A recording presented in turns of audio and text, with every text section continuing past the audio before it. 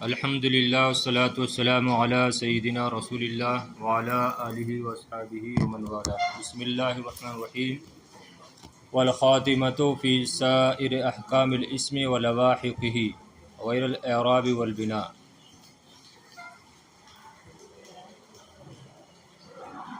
آپ نے اسم کے بارے میں مختلف احکام پڑھے. معرب اسما کے بارے میں پڑھا، اس کے بعد میں جو مبنی اسما تھے اس کے احکام پڑھے، قسمیں پڑھیں. اب یہاں سے خاتمہ بیان کر رہے ہیں، اور خاتمہ بھی اسم ہی کے بیان میں. تو اسم کے جو معرب اور مبنی کے اعتبار سے جو احکام تھے وہ گزر چکے. جو باقی احکام ہیں اسم کے، معرفہ ہونا، نکرہ ہونا، اسی طریقے سے عدد و معدود کا معاملہ ہے، اور بھی جو احکام ہیں وہ خاتمے کے تحت ذکر کریں گے. تو یہ کہہ رہے ہیں والخاتمۃ فی سائر احکام الاسم، اور خاتمہ اسم کے باقی احکام کے بیان میں ہے، اور لواحقہ، اور اسم کے متعلقات کے بیان میں، اعراب اور بنا کے علاوہ. یعنی اور خاتمہ اسم کے باقی احکام اور اس کے متعلقات کے بیان میں ہے، معرب اور مبنی کے علاوہ. اعراب اور بنا کے علاوہ اسم کے جو باقی احکام ہیں ان کے بیان میں ہے کیا؟ خاتمہ. وفیہا فصول، اور خاتمے میں کچھ فصلیں ہیں. وہ کتنی فصلیں ہیں؟ فصول 10، 10 فصلیں ہیں، اور اس خاتمے میں 10 فصلیں ہیں. فصل یعنی فصل اول، پہلی فصل. اعلم ان الاسم علی قسمین معرفۃ و نکرۃ. المعرفۃ اسم وضع لشیء معین وہی 6 اقسام. اب پہلی فصل بیان کر رہے ہیں یہاں سے، اور پہلی فصل کے تحت نحو کی بہت ہی اہم بحث معرفہ و نکرہ اس کے بارے میں بیان کر رہے ہیں. اسم کی مختلف تقسیمات ہیں. کبھی اسم کی تقسیم ہوتی ہے تذکیر و تانیث کے اعتبار سے، کبھی اسم کی تقسیم ہوتی ہے واحد تثنیہ جمع ہونے کے اعتبار سے، کبھی اسم کی تقسیم ہوتی ہے یہ تعریف و تنکیر کے اعتبار سے. تو یہاں پر جو اسم کی تقسیم ہوتی ہے تعریف و تنکیر کے اعتبار سے، اسی کے بارے میں بیان کریں گے. تو جان لو کہ اسم 2 قسموں پر ہے. کس اعتبار سے؟ معرفہ و نکرہ، تعریف و تنکیر کے اعتبار سے اسم 2 قسموں پر ہے. خود کہہ رہے ہیں معرفۃ و نکرۃ، معرفہ اور نکرہ. یہ پہلی قسم معرفہ ہے، دوسری نکرہ ہے. اب معرفہ کسے کہتے ہیں؟ والمعرفۃ اسم وضع لشیء معین، اور معرفہ ایسا اسم ہے جس کو وضع کیا گیا ہو شیء معین کے لیے، معین چیز کے لیے. اسم دیکھو نکرہ آ رہا ہے، اس کے بعد فعل ہے، تو ویسے ترجمہ کریں گے معرفہ ایسا اسم ہے جس کو وضع کیا گیا ہو کسی معین چیز کے لیے. وہی 6 اقسام، اور وہ 6 قسمیں ہیں. یعنی معرفہ کی 6 قسمیں ہیں. سیدھا سادہ ترجمہ کیا لگائیں گے؟ معرفہ کی 6 قسمیں ہیں.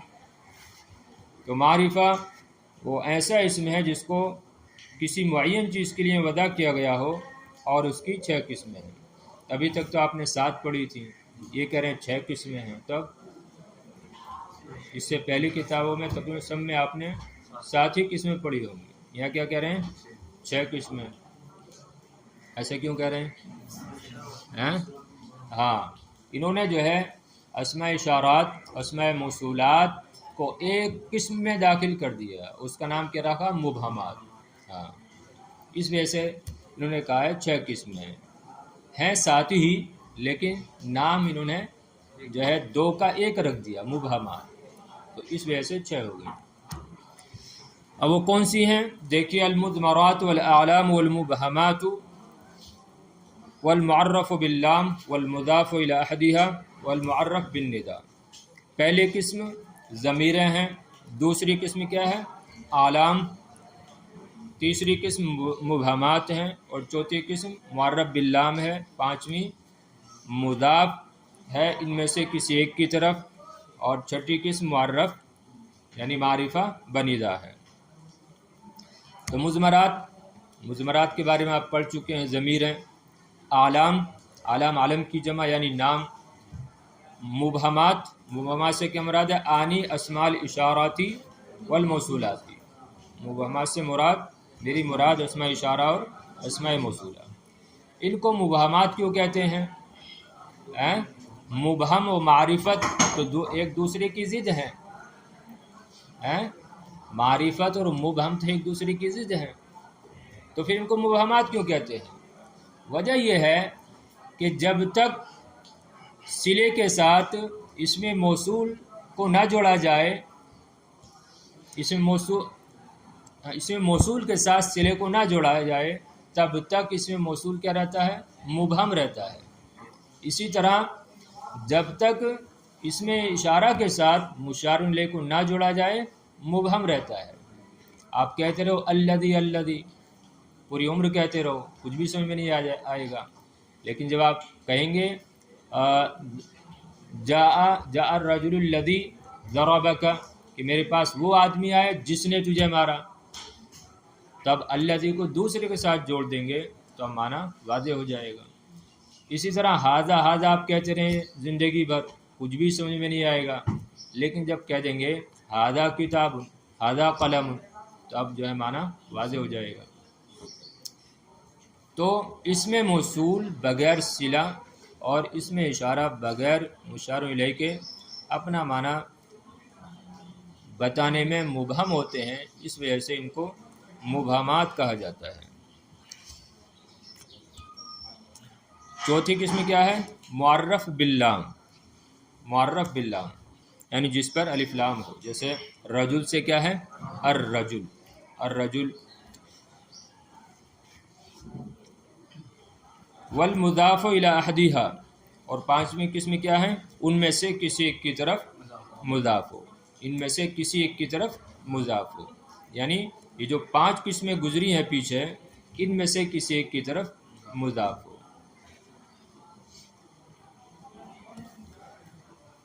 اور اضافت کون سی مراد ہے یہاں پر؟ اضافتاً معنویتاً، اضافت معنوی کے ساتھ، یعنی ان میں سے یعنی وہ اسم جس کی ان پانچوں قسموں میں سے کسی ایک کی طرف اضافت ہو، اضافت معنوی، اضافت لفظی مراد نہیں ہے، اضافت معنوی، ان پانچوں میں سے کسی ایک کی طرف مضاف ہوگا تو وہ اس میں بھی کیا ہو جائے گا؟ معرفہ۔ جیسے غلام ہے، غلام کیا ہے؟ نکرہ ہے۔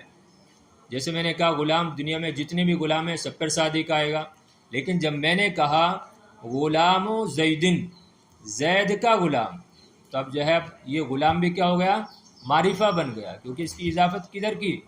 عالم کی طرف، زید کی طرف، عالم کی طرف، اور زید عالم معرفہ ہے کہ نہیں ہے؟ ہاں، تو اب غلام بھی معرفہ کی طرف اضافت کرنے کی وجہ سے معرفہ بن گیا ہے۔ اسی طریقے سے اس میں اشارہ کی طرف اضافت کی جائے تب بھی جو ہے وہ اسم معرفہ بن جائے گا، جیسے غلام ھذا، غلام ھذا، اس کا غلام، تب دیکھو ھذا کیا ہے؟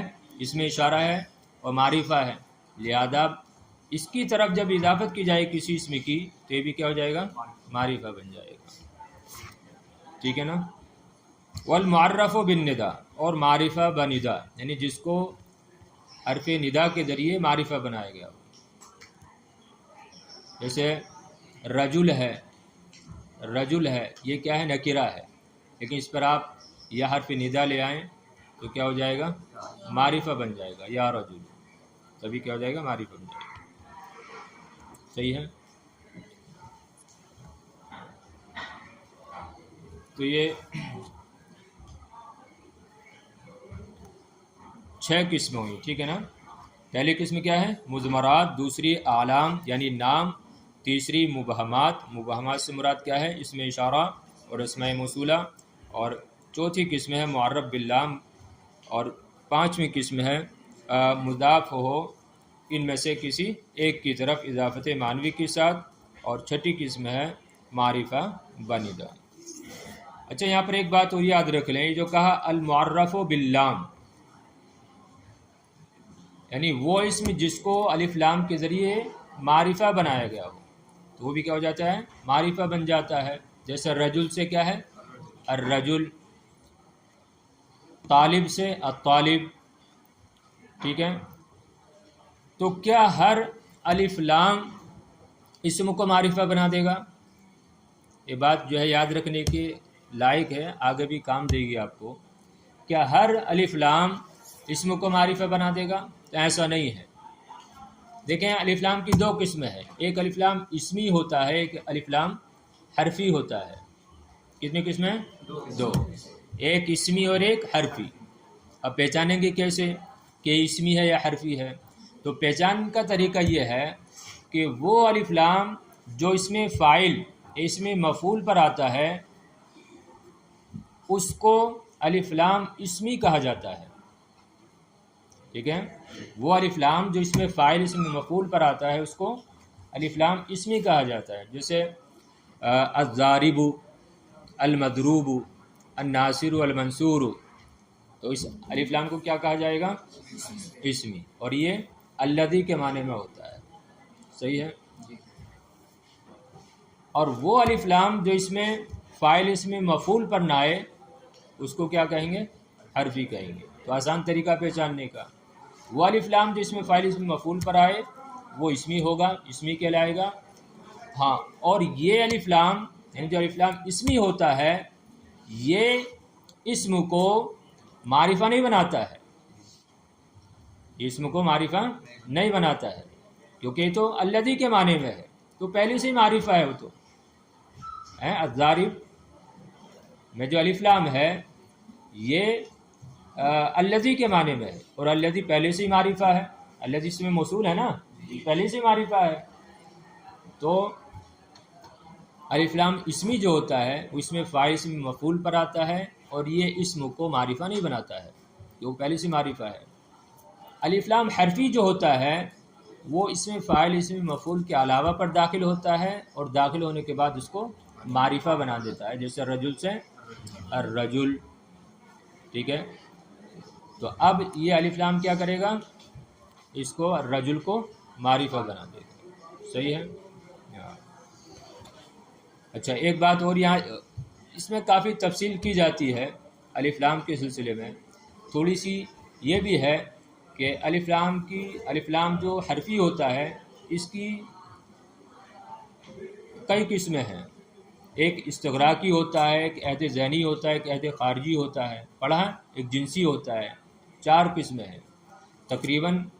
آگے آپ پڑھیں گے جب ثالثہ میں جائیں گے تو اس شروع جب کتاب کراتے ہیں تو اس کے بارے میں کافی تفصیل ہوتی ہے، خاص کر الحمدللہ رب العالمین کے بارے میں جب تفصیل سے بتایا جاتا ہے تو الف لام کی بحث ضرور آتی ہے، کیونکہ میں دیکھ رہا تھا اس سال جو ہے تخصص والے بھی الف لام کی بحث پڑھ رہے تھے، تو بڑی اہم مانی جاتی ہے۔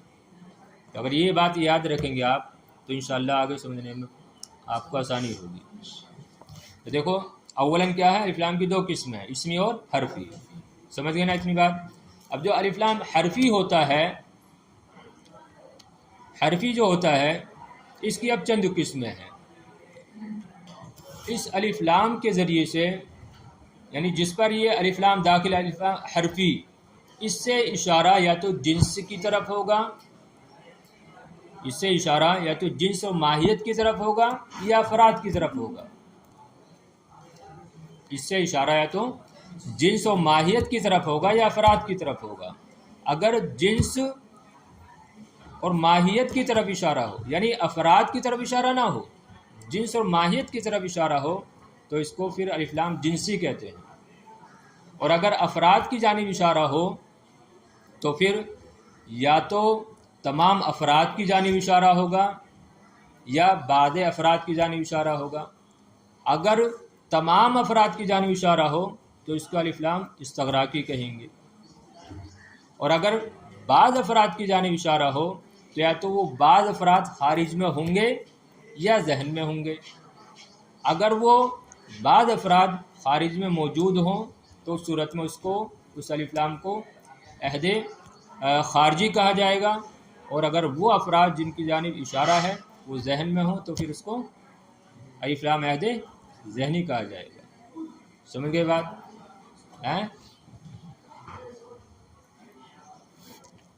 آسان بات ہے نا۔ دیکھیں وہ الف لام جو حرفی ہوتا ہے اس سے اشارہ یا تو جنس اور ماہیت کی طرف ہوگا یا افراد کی طرف ہوگا، یا تو جنس و ماہیت کی طرف ہوگا یا افراد کی طرف ہوگا۔ اگر جنس کی طرف ہو تو اس کو الف لام جنسی کہیں گے، افراد کی جانب اشارہ ہو تو یا تو اب تمام افراد کی جانب اشارہ ہوگا یا بعض افراد کی جانب اشارہ ہوگا۔ اگر تمام افراد کی جانب اشارہ ہو تو اس کو الف لام استغراقی کہیں گے، اور اگر بعض افراد کی جانب اشارہ ہو تو بعض افراد یا تو خارج میں موجود ہوں گے یا ذہن میں موجود ہوں گے۔ اگر خارج میں موجود ہوں تو اس کو الف لام عہد خارجی کہیں گے، ذہن میں موجود ہوں گے تو اس کو الف لام عہد ذہنی کہا جائے گا۔ سمجھے؟ مثال دوں، مثال سے بات اور واضح ہو جائے گی۔ جیسے الرجل خیر من المرأة، الرجل خیر من المرأة، تو اب اس الرجل المرأة میں جو الف لام ہے یہ کون سا ہے، کیسے پہچانیں گے آپ؟ الرجل خیر من المرأة، تو یہاں پر الرجل میں جو الف لام ہے یہ الف لام جنسی ہے، الف لام جنسی ہے، یعنی جنس آدمی جنس عورت سے بہتر ہے۔ بہت اچھی بات، اگر سمجھ گئے اس کو تو مزہ آئے گا انشاءاللہ، اور آگے بھی بات جب آپ پڑھیں گے اس بارے میں تو آسانی سے بات سمجھ میں آ جائے گی۔ تو الرجل خیر من المرأة، تو اس میں الرجل اور المرأة میں جو الف لام ہے وہ عہد جنسی کا ہے، کہ جنس آدمی جنس عورت سے بہتر ہے۔ یہاں پر جو الف لام ہے الرجل میں، اس کو آپ عہد خارجی بھی نہیں مان سکتے، عہد ذہنی بھی نہیں مان سکتے، اور استغراقی بھی نہیں مان سکتے، بلکہ جنسی ہے یہ، کہ جنس آدمی، کیونکہ اگر اس الف لام کو آپ استغراقی مانیں تو کیا ہو جائے گا، پھر کیا معنی ہوگا کہ تمام آدمی تمام عورتوں سے، استغراق میں جو ہے وہ احاطہ ہوتا ہے نا، کہ تمام آدمی تمام عورتوں سے افضل ہیں، بہتر ہیں، حالانکہ ایسا نہیں ہے، کیونکہ ایک طرف جو لوگ ہیں وہ کافر ہیں اور ایک طرف ایک مومن اور عورت ہے، اب آپ بتائیے وہ مرد بہتر ہے یا وہ ایک مومن عورت بہتر ہے؟ ہاں، تو یہاں پر الرجل میں الف لام استغراقی نہیں مان سکتے، نہ ہی عہد ذہنی مان سکتے، نہ ہی عہد خارجی مان سکتے ہیں۔ یہاں پر الف لام جو مانا جائے گا وہ جنس ہی کے لیے مانا جائے گا، اور ترجمہ یہی کیا جائے گا کہ جنس رجل جو ہے وہ جنس عورت سے بہتر ہے۔ بس اوقات ایسا ہو سکتا ہے کہ عورت مرد سے بہتر ہو جائے، لیکن جہاں تک جنس کی بات ہے، جنس رجل وہ جنس عورت سے بہتر ہے۔ ٹھیک ہے، اسی طریقے سے ان الانسان لفی خسر، اب اس الانسان میں یہ الف لام کون سا ہے؟ یہ استغراق کا ہے، تبھی ترجمہ کرتے ہیں نا کہ تمام انسان خسارے میں ہے۔ ان الانسان میں جو الف لام ہے یہ استغراق کے لیے ہے، کہ تمام انسان خسارے میں ہے۔ اسی طریقے سے مشہور مثال، آپ جب ترجمہ پڑھتے ہیں یا کرتے ہیں الحمدللہ رب العالمین کا، تو کیا ترجمہ کرتے ہیں؟ تمام تعریفیں، تو تمام کہاں سے آ گیا یہ؟ تو یہ جو الف لام ہے استغراقی ہے، الف لام استغراقی کا معنی یہاں پر جو ہے نکالتے ہیں کہ تمام تعریفیں اللہ رب العزت کے لیے۔ سمجھے؟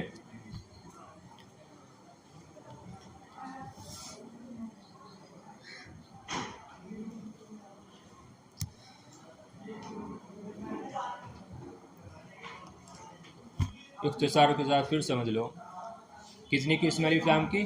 دو، اسمی اور حرفی۔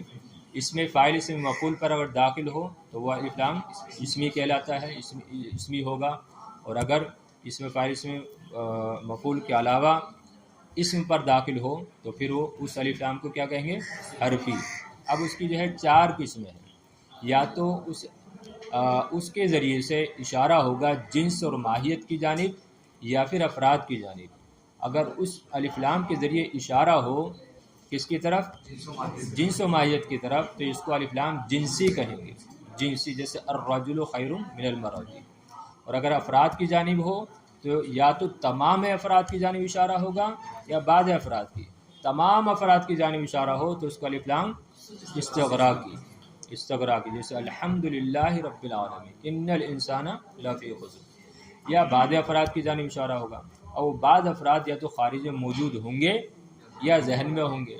خارج میں موجود ہوں تو عہد خارجی، اور ذہن میں موجود ہوں تو عہد ذہنی۔ عہد ذہنی کی مثال کیا ہے؟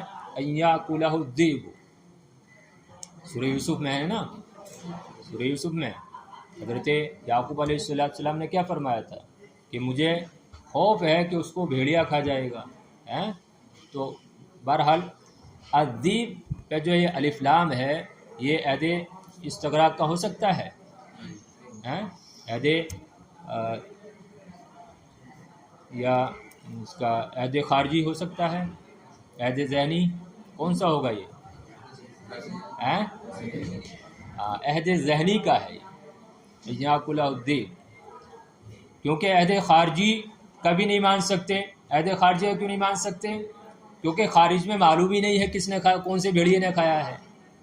خارجی کا تو تب لیں گے نا کہ جب وہاں پر معلوم ہو، جیسے اب یہاں پر کہیں جانی الطالب، کہ میرے پاس طالب علم آیا، تو یہاں پر عہد خارجی مراد لے سکتے ہیں، کیونکہ خارج میں مجھے معلوم ہے کہ کون سا طالب علم آیا ہے کہ نہیں؟ تو یہاں پر الذئب میں جو الف لام ہے وہ عہد ذہنی کا ہے، کیونکہ وہاں پر خارج میں معلوم نہیں تھا کہ کون سے بھیڑیے نے کھایا، بلکہ وہاں پر حضرت یعقوب علیہ السلام کے ذہن میں بات تھی، ہاں۔ تو الذئب میں جو الف لام ہے وہ عہد ذہنی کا ہے، سمجھی بات؟ چلیے دیکھیے، اب تو یہ بڑی اہم بحث ہے، میں نے جو ہے آپ کو بتا دیا، اب آگے آپ سنیں گے، اس کو پڑھیں گے تو انشاءاللہ بہت آسانی کے ساتھ یہ بات آپ کو سمجھ میں آ جائے گی انشاءاللہ۔ دیکھیے والعالم، ایک بار مرتبہ اور دیکھ لیں، جان لو کہ اسم 2 قسموں پر ہے، معرفہ اور نکرہ۔ معرفہ وہ ایسا اسم ہے جس کو وضع کیا گیا ہو معین چیز کے لیے، اور اس کی 6 قسمیں ہیں۔ پہلی قسم مضمرات، دوسری اعلام، تیسری مبہمات، مبہمات میری مراد اسماء اشارات اور اسماء موصولات ہیں، اور چوتھی قسم ہے معرف باللام، اور 5ویں قسم ہے جو ان میں سے کسی ایک کی طرف مضاف ہو، یا یہاں پر یہ پوشیدہ نکال لیں، اور وہ اسم جو ان میں سے کسی ایک کی طرف مضاف ہو اضافت معنویہ کے ساتھ، اور 6ٹھی قسم ہے معرفہ بنیدہ۔ اب کہہ رہے ہیں والعالم ما اضیٰ لشیء معین لا يتناول غیرہ بوضع واحد۔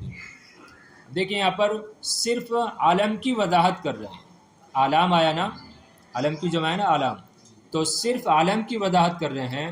مضمرات، مبہمات، معرف باللام، مضاف اور معرفہ بنیدہ، ان میں سے کسی کی بھی وضاحت یہاں پر نہیں کریں گے۔ یہ کیوں؟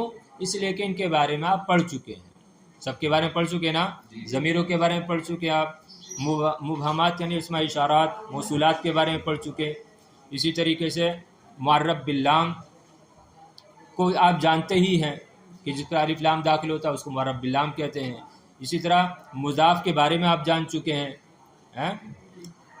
اور معرفہ بنیدہ کے بارے میں بھی آپ پڑھ چکے ہیں۔ لے دے کے علم بچا، علم بچا نا، صرف علم کے بارے میں آپ نے ابھی تک نہیں پڑھا۔ تو مصنف علیہ رحمہ علم کے بارے میں بتا رہے ہیں کہ علم کسے کہتے ہیں. توجہ ہے عدل؟ عدل ہاں بیدار ہو؟ دیکھیے والعلم ما وضع لشیء معین، علم وہ ہے جس کو وضع کیا گیا ہو شے معین کے لیے، لا يتناول غیرہ، اور وہ اس کے غیر کو شامل نہ ہو، بوضع واحد، ایک وضع کے ساتھ. علم وہ ہے جس کو وضع کیا گیا ہو معین چیز کے لیے اور وہ شامل نہ ہو غیرہ، اس کے غیر کو، بوضع واحد، ایک ہی وضع کے ساتھ. مطلب کیا ہوا؟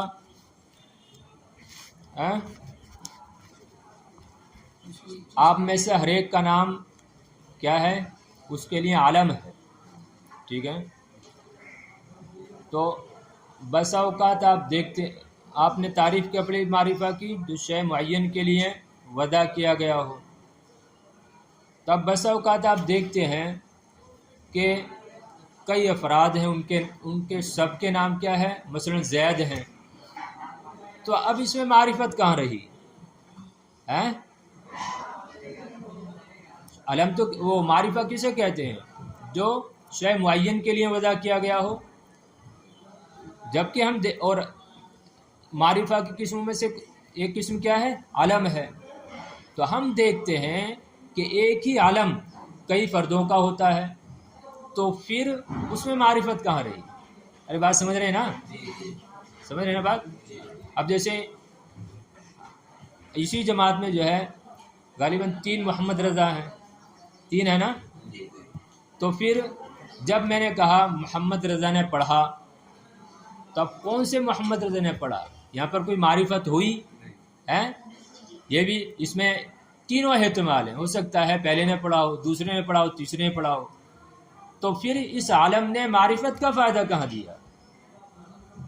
بات آ رہی ہے سمجھ میں؟ تو مطلب یہ ہے، اس کا جواب دے دیے بوضع واحد، ایک ہی وضع کے ساتھ، کہ وہ اس کے غیر کو شامل نہ ہو، ایک ہی وجہ کے ساتھ.